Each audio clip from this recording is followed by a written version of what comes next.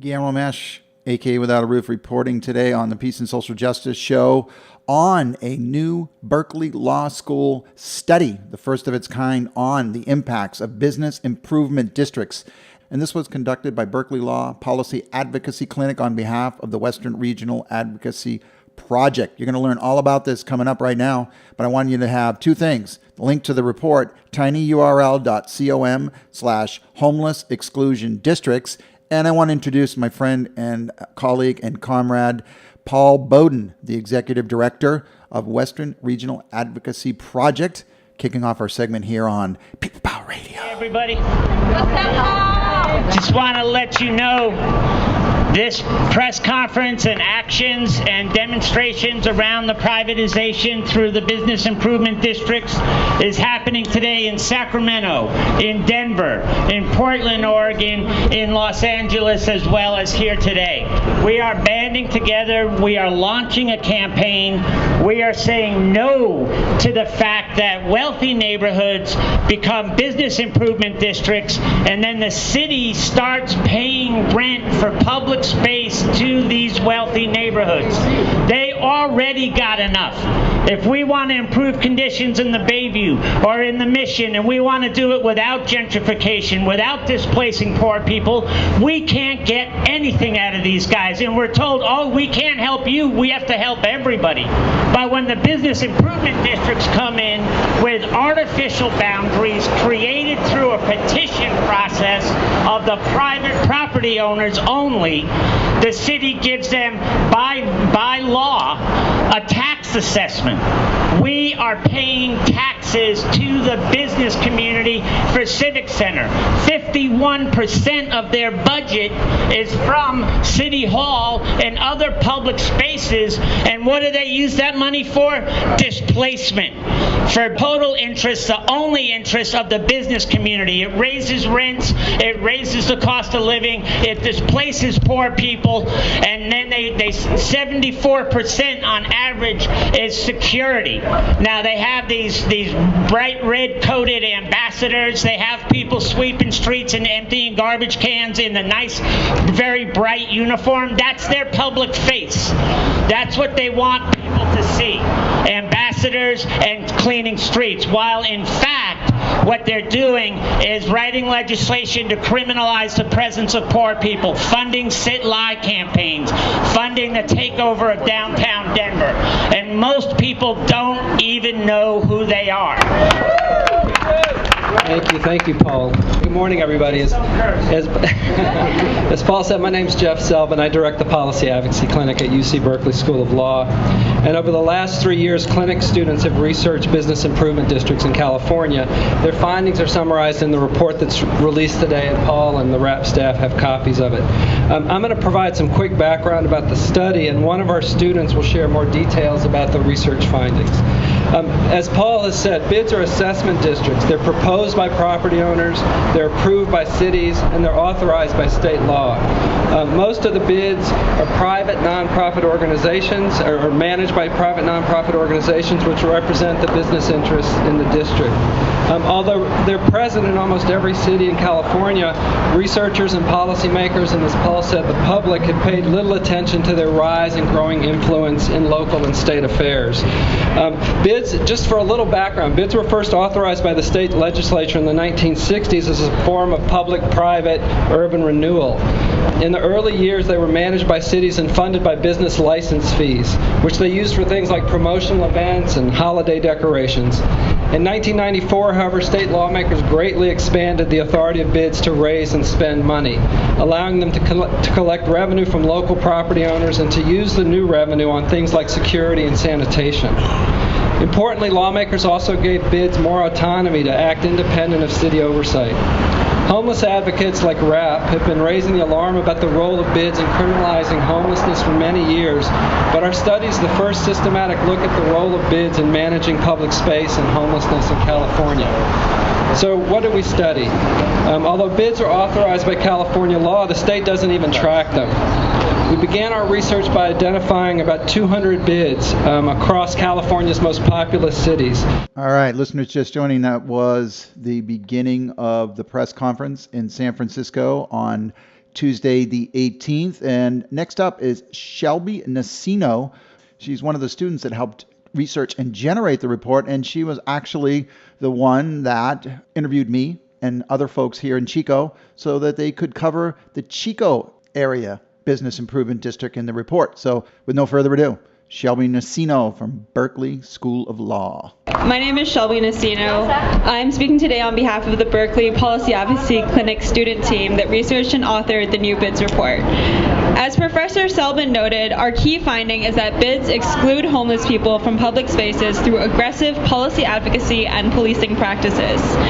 On the policy advocacy front, we found that BIDS frequently engage in local and state efforts to enact, maintain, and strengthen laws that target or disproportionately impact homeless people.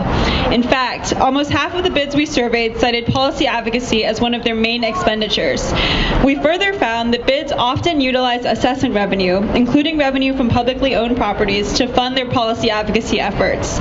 Significantly, we found that the growing number of BIDS established after 1994 correlates with a sharp rise in the number of anti-homeless laws. In other words, the number of BIDS increased rapidly after the state gave them more money, authority, and independence. And BIDS have used that power to advocate for anti-homeless laws. BIDS' use of assessment revenues to fund policy advocacy raises legal concerns because the California Constitution requires that every property assessment result in a special benefit to that property. When BIDS conduct policy advocacy, they are influencing local and state laws that impact people far beyond the boundaries of their districts. Moreover, BID use of assessment revenue from public properties is especially problematic because BIDS are in effect using taxpayer dollars to lobby local government. With regards to policing, we found that BIDS both collaborate with local police departments to enforce anti-homeless laws and directly enforce these laws by hiring their own private security guards, which they sometimes call ambassadors.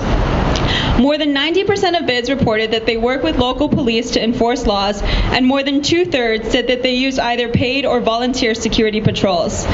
Because enforcement actions are informal, it is difficult to measure the impact of BIDS policing efforts. However, our research indicates that BIDS often engage in targeted strategies to push homeless people out of their districts, even going so far as to identify and track individual homeless people. Furthermore, homeless survey respondents in 3 cities reported that they experienced substantial surveillance and harassment, both by police and by BID staff within their boundaries.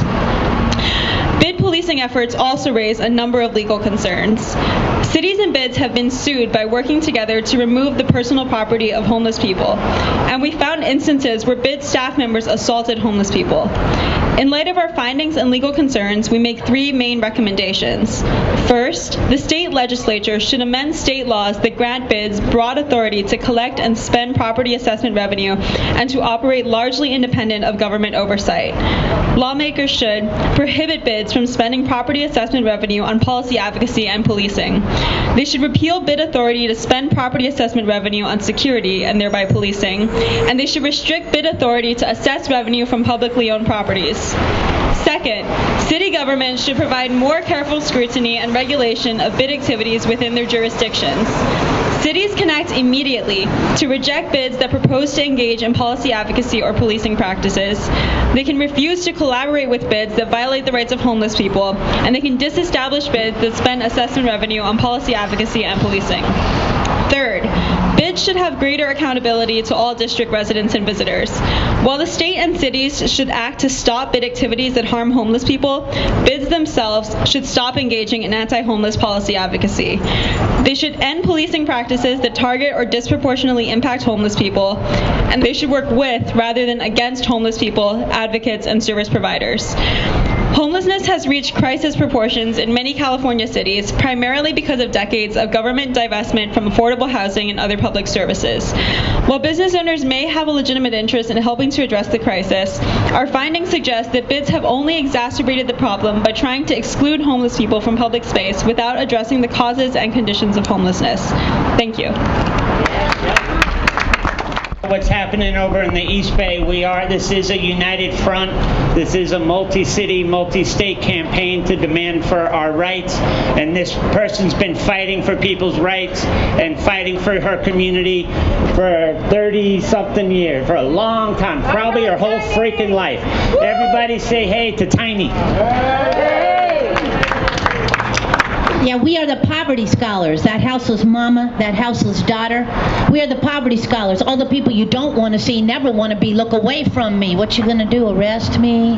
We're in your city. Yeah, we're the poverty scholars, and I rock my jailhouse attire because me and my po mama did the poverty crime of being unhoused in this stolen indigenous territory, this holler. Yeah, and orange ain't the new black, and whatever Hollywood will tell you, that's all crack. So I'm also the melanin challenged daughter of a strong Afro-Boricua mama, for without whom there be no me, a mama soltera and a welfare queen. I always bring up my ma because me and her were sleeping in our cars, sleeping on park benches, sleeping in the street, wherever we could as poor people, as a poor family, and we were intentionally and continually predated on, and that was when I was a child throughout my life, as a child up to 18, and then at 18 they put me in Santa Rita for 3 months for the act of being unhoused, because it's a crime in this stolen indigenous territory based on laws to be houseless, and I'm sure all these beautiful folks know that. Because now, 21st century, amp it up, right? Now we have these business improvement districts, which is a beautiful euphemism for if you're houseless, you're in jail. If you're houseless, you've committed a crime. In other words, criminalizing us just for our lives, right? So if you kind of wrap your head around that insane hypocrisy, as I call it. Folks just joining, this is Guillermo Mash on behalf of Without a Roof, and you're listening to a segment on the press conference in 3 different cities, in Sacramento, in San Francisco, which you just heard, and in LA, in regards to a study on business improvement districts that was facilitated and generated by Berkeley School of Law. We're going to transition right now to some wonderful content. Shout out to Shahara Hyatt for the content that she strung along here for us.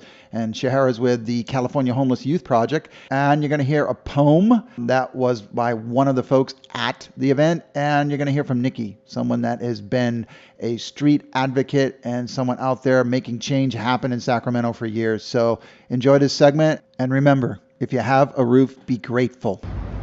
I wanted to dedicate this to those women, to the women having to endure living outside. They were the reason why I fight. They are why I love as I cry. Shame on the ones who exploit and take advantage of people who are vulnerable. So here it is.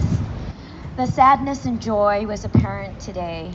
I saw women who cried tears of joy, pain, and shame. You see, our paths took different turns, but we still walk on dirt and gravel. My sisters shared that they were robbed. They shared that they were raped. As a being of earth, I cannot be neutral.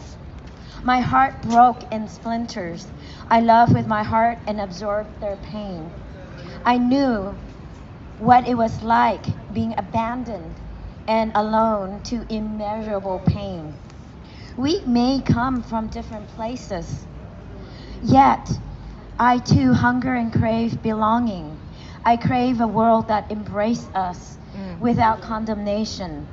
Food, clothing, and shelter, a place in our hearts that beckons us home. Sometimes we are strangers on our journey, seeking miracles from damaged others. My sisters, our altar are within. We are living miracles. We are living miracles. Not in shame or anyone's sins.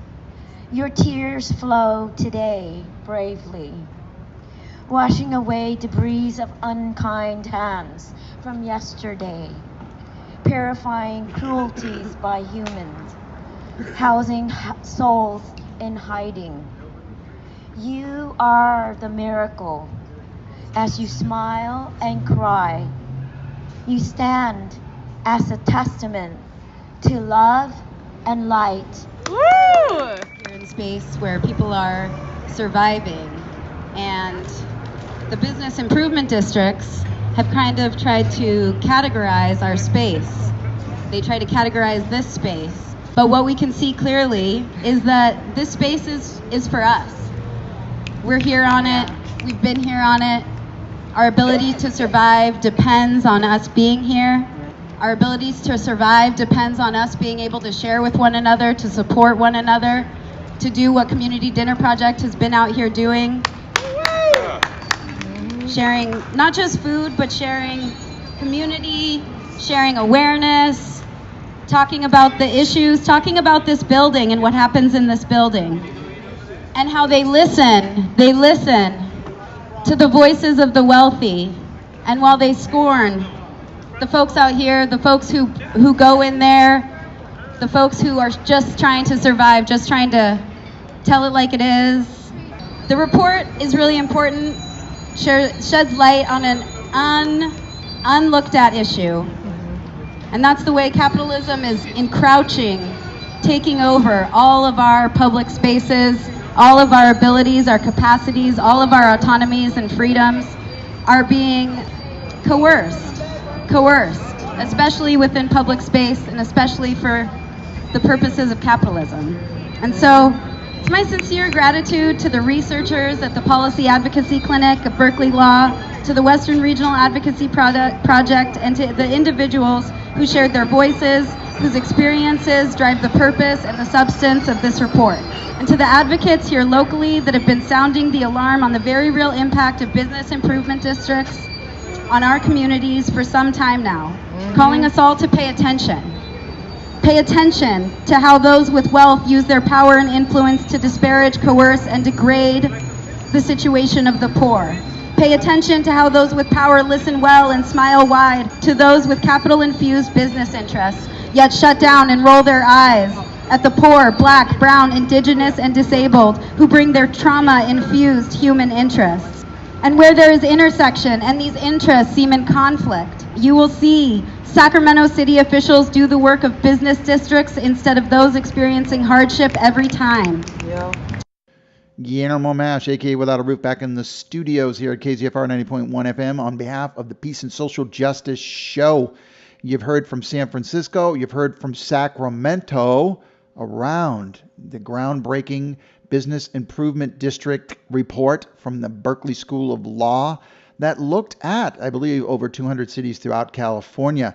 And speaking of California, we're going to end our segment here with General Dogon, who is with the Los Angeles Community Action Network. And you can check out his extended interview because it was just beautiful. I just want to thank everyone that has listened to this segment. To access the report, tinyurl.com/homeless exclusion districts.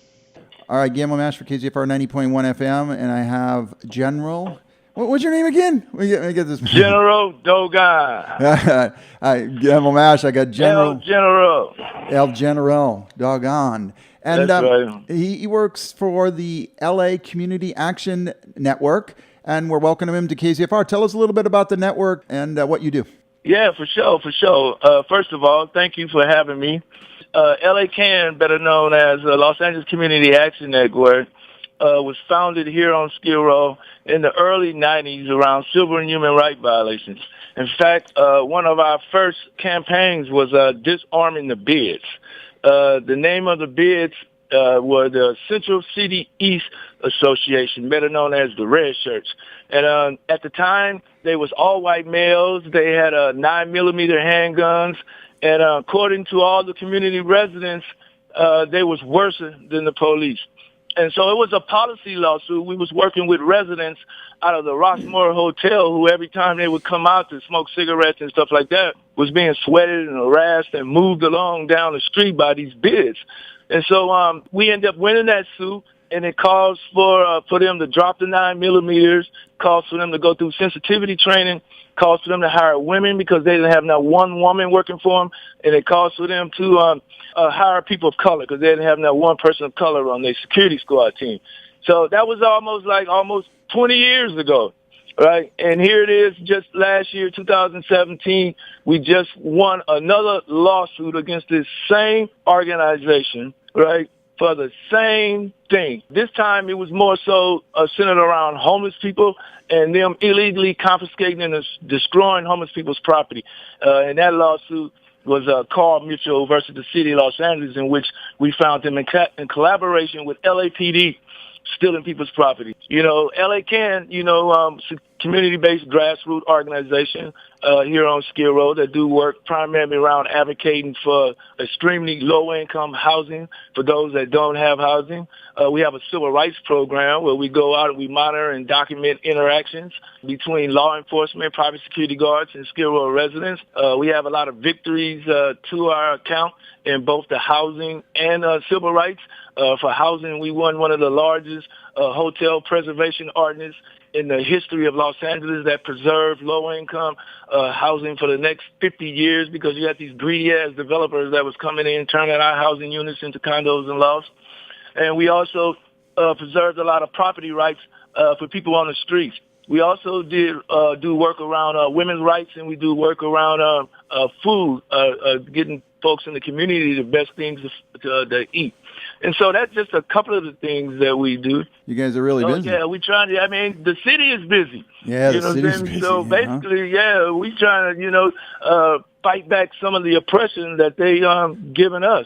Listeners just joining, we got General Dogon on the line from Los Angeles Community Action Network, and we're going to end the conversation here about where we're at right now with this whole PBID report that the Berkeley School of Law did and the press conference we had this week, Tuesday. Some of the other things we've been addressing is, of course, the Business Improvement District, who's, since 1994, since they have gained this legislative power, has been on a mission to gentrify and colonize our communities, and at the same time, the goal is just build playgrounds for the privileged, so they can just suck the 2 or 3 pieces of copper and silver that they have out of their pocket, and they don't care about how they do it, who they do it to. All right, Guillermo Mash, we've got one more minute left. I want to let listeners know that we have indeed been listening to the 3 different cities here in California that was part of the Berkeley School of Law BID report, Business Improvement District report, and we just listened to General Dogon from Los Angeles Community Action Network. And you can access the report, tinyurl.com/homeless exclusion districts. And without a roof, man, look us up. We've been doing this for 7 years. We got some exciting announcements. We're rebranding and doing some refocusing, and we're going to be starting some things here in Butte County here on the first day of fall. And you can find us, woaroof.tumblr.com, and look us up on Facebook, and we have a big YouTube presence. And as always, if you have a roof, be grateful. Signing off.